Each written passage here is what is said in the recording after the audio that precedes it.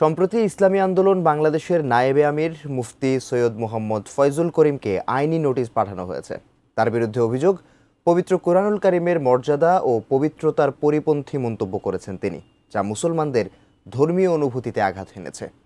তিনি এসব মন্তব্য প্রত্যাহার করে নিঃশর্ত ক্ষমা না চাইলে তার বিরুদ্ধে আইনানুগ ব্যবস্থা নেওয়া হবে বলে ওই নোটিশে উল্লেখ করা হয়েছে। এ নিয়ে আরও থাকছে পলাশ খানের প্রতিবেদন। পবিত্র কোরআন সম্পর্কে অবমাননাকর মন্তব্য করে মুসলমানদের ধর্মীয় অনুভূতিতে আঘাতের দায়ে ইসলামী আন্দোলন বাংলাদেশের নায়েবে আমির মুফতি সৈয়দ মোহাম্মদ ফয়জুল করিমকে লিগ্যাল নোটিশ পাঠানো হয়েছে।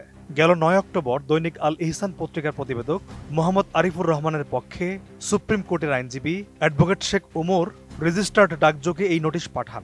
গণমাধ্যমকে নোটিশ প্রেরণকারী আইনজীবী নিজেই বিষয়টি নিশ্চিত করেছেন।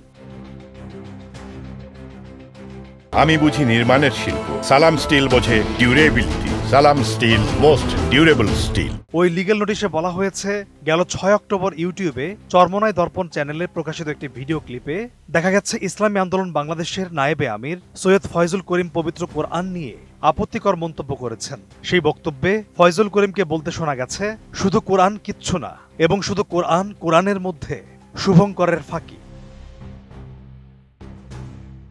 সেই নোটিশে আরো বলা হয়েছে, ফয়জুল করিমের এসব মন্তব্য পবিত্র কোরআনুল কারিমের মর্যাদা ও পবিত্রতার পরিপন্থী এবং এটি মুসলমানদের ধর্মীয় অনুভূতিতে আঘাত হেনেছে। কোরআন একটি পূর্ণাঙ্গ ও স্বয়ংসম্পূর্ণ দিক নির্দেশনামূলক গ্রন্থ, যার প্রতি অবমাননাকর মন্তব্য করা বাংলাদেশের সংবিধান ও দণ্ডবিধি অনুযায়ী দণ্ডনীয় অপরাধ। নোটিশে ফয়জুল করিমকে 3 দিনের মধ্যে সুস্পষ্ট বিবৃতি দিয়ে তার উল্লেখিত মন্তব্যগুলো প্রত্যাহার করতে এবং নিঃশর্ত ক্ষমা চাইতে আহ্বান জানানো হয়েছে। একই সঙ্গে ভবিষ্যতে ধর্ম অবমাননামূলক মন্তব্য না করার প্রতিশ্রুতি দিতেও বলা হয়েছে। অন্যথায় তার বিরুদ্ধে আইনের আশ্রয় নেওয়া হবে বলে নোটিশে উল্লেখ করা হয়েছে।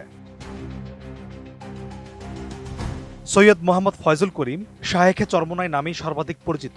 তিনি ইসলামী আন্দোলন বাংলাদেশের সিনিয়র নায়েবে আমির হিসেবে দায়িত্ব পালন করা ছাড়াও বাংলাদেশ মুজাহিদ কমিটির নায়েবে আমির ও বাংলাদেশ কোরআন শিক্ষা বোর্ডের সহসভাপতি।